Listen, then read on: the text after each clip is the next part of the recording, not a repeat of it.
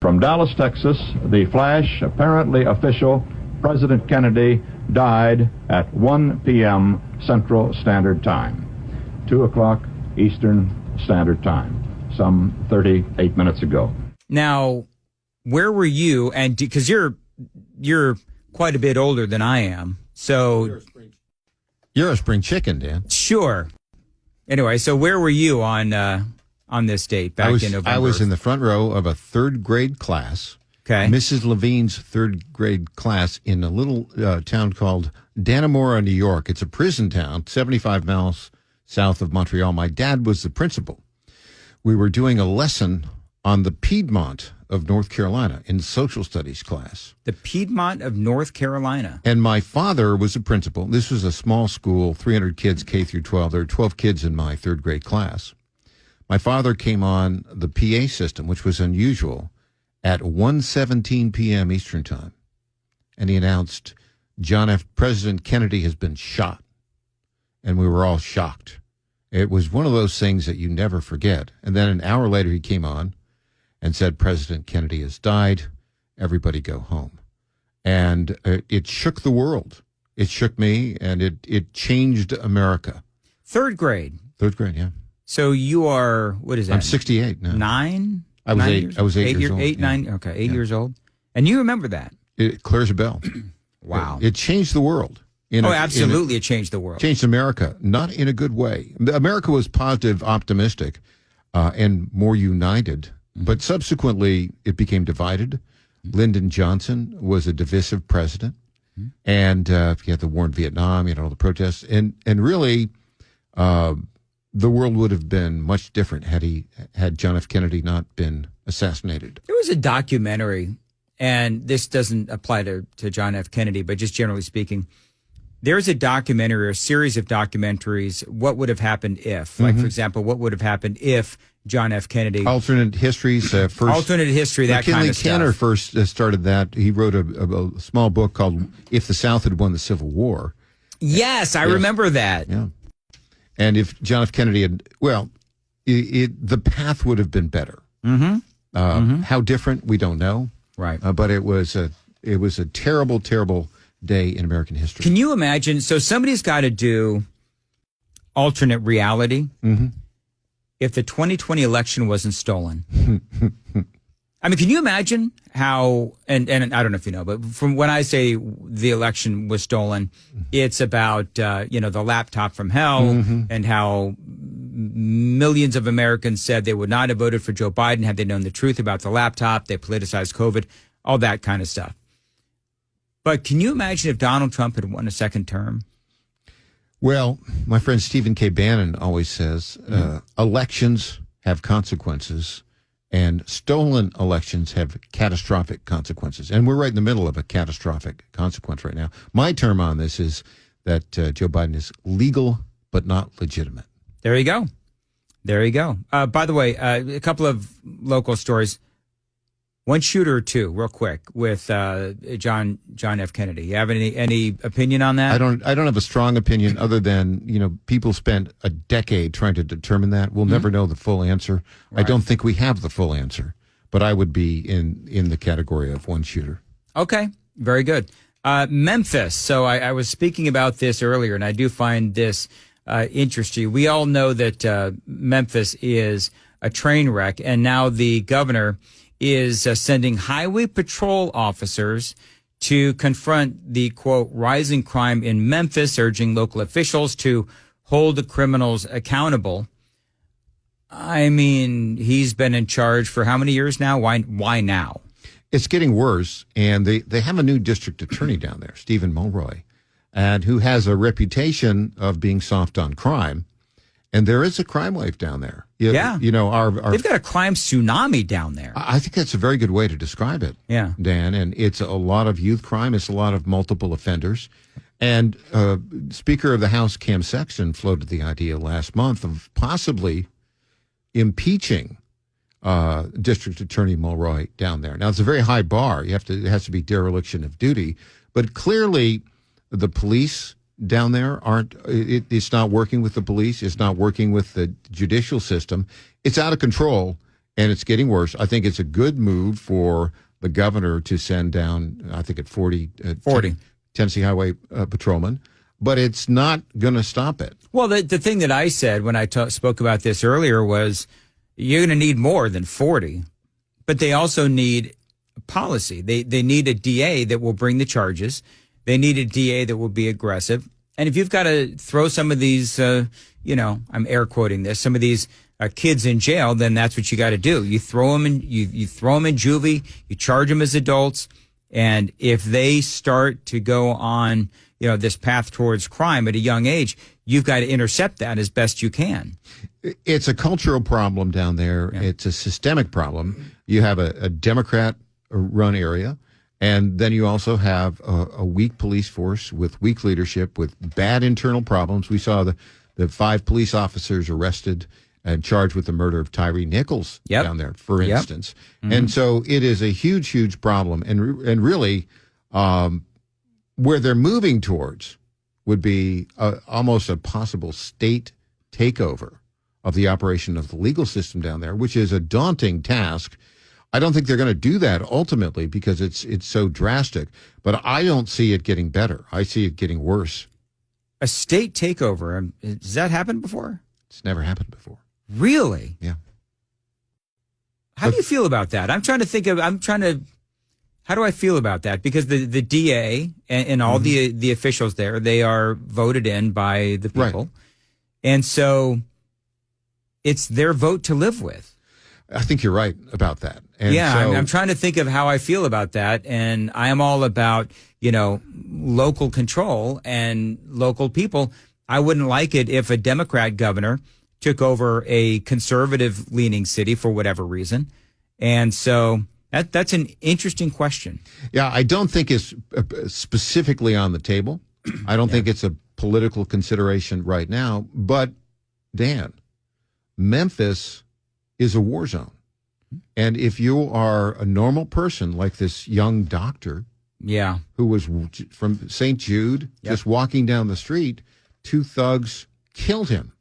Shot him dead. They don't, and here's the thing, then we'll move on. But the thing is, there is no appreciation for life. Mm-hmm. There is just, they'll come and they'll take you out just without even thinking twice because they don't believe that there are any consequences. It's a huge cultural problem. It's a legal system problem. And, there will come a time as it gets worse where other alternatives are considered. And sometimes you have to. Mm-hmm. Sometimes you have to. Governor Bill Lee has made the announcement that he will not be asking state lawmakers to vote or try to pass any kind of red flag laws next year in 2024. I wasn't exactly sure why there was a press release that was needed for that. I mean, here in 2023, after Covenant, of course, that just didn't land. Well, you could describe that press release as, in other words, water is wet, right?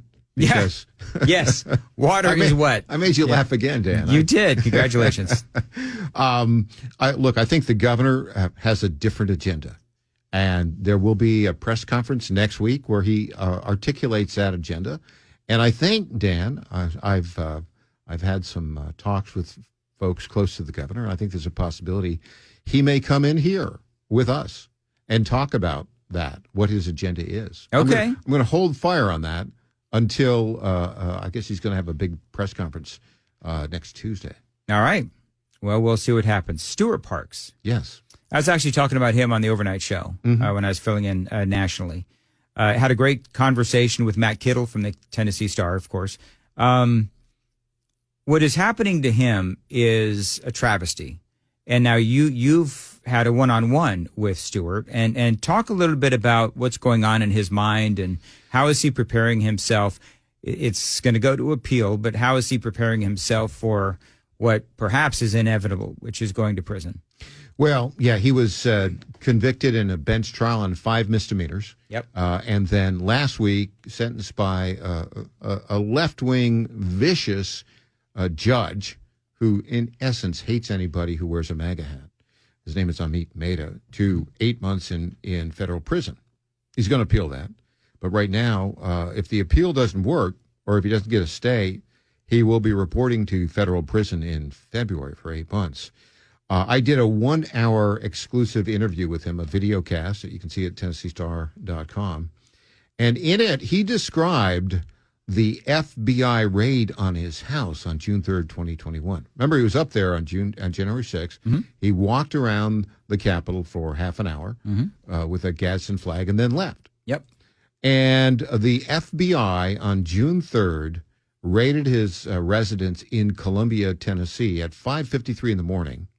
He was sleeping in bed. He has hearing aids in both ears. The hearing aids were not in his ear, but they were so loud, he said about half a dozen FBI agents in full protective gear with machine guns were on his front door.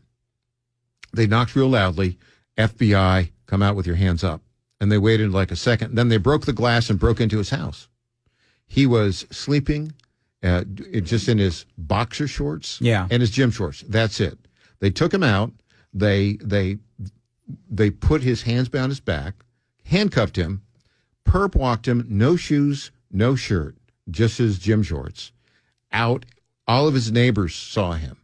This was for, and then they put him in the back of a car. So let me ask, why wouldn't they allow him to put any clothes on? They wanted to humiliate him, and he was only charged with misdemeanors, Dan. Yeah. And they had 5 months. Mm-hmm. They knew his address. They knew where he was. All they had to do was call up, hey, come on in. He would have come in voluntarily. Yeah, it's time. And so this, and Stewart is such a kind person. He's such an honest person. And this was really an attempt to humiliate political opponents. Oh, that's what it is. Mm-hmm. Do we know how many actual agents show up at his door? Do we know? He said about 6, but then as they perp walked him and his neighbors, and again, just his boxer shorts and gym shorts, no shoes, no shirt, handcuffs, hands behind his back, walking out. He said there were so many police enforcement cars there. He couldn't count them all. That's ridiculous. It is ridiculous. It was designed to intimidate, basically, America First citizens. Do we know what prison he may go to? Is there such a thing as a country club federal prison? So we don't know. Would somebody like Stewart, do you think he would survive? Oh, Stewart, I think he'll survive. Yes. Okay. Yeah, he's an earnest, and he looks like he's in good shape, works out, as far as I can tell. Yeah. He's mentally tough. Yeah. I think so. Now, his co-defendant before his case was separated, Matthew Baggett, was pled guilty to a misdemeanor charge, got 3 months in federal prison. Yeah. He served his time in Kentucky. He's come and gone. Mm-hmm. He's out now. Mm-hmm. And so... What was his prison like? I don't know. Okay. I think it was a Club Fed type place. It's not necessarily a high profile place. Yeah. And so, if there's any justice in this world, Stewart, first he'll be reversed on appeal. Yeah. But he's, right now he had a public defender against, dozens of federal prosecutors. And he charged, as you know, that the judge colluded with the prosecutors, and it's very clear at his conviction hearing, when he was convicted at the bench trial, the judge called him by the wrong name.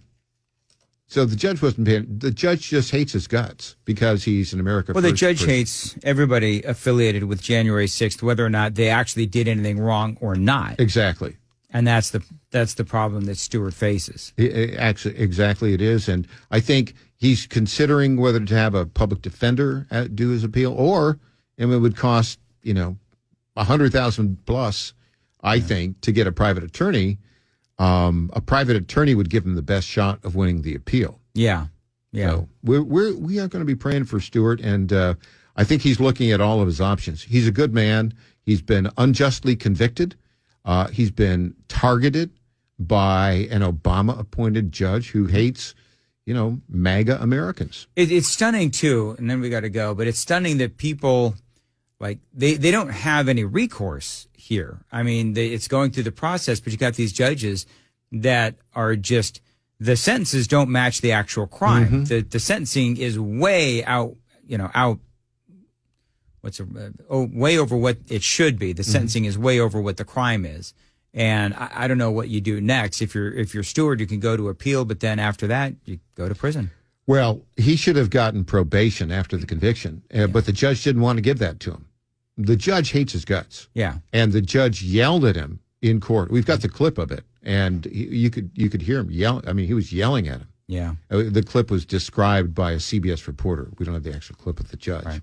But the judge's conduct was beyond the bounds for any judge interested in fairness. And frankly, the judge ought to be brought up on disciplinary charges. That'll be the day. That'll be the day. Thank you, Michael Patrick Leahy.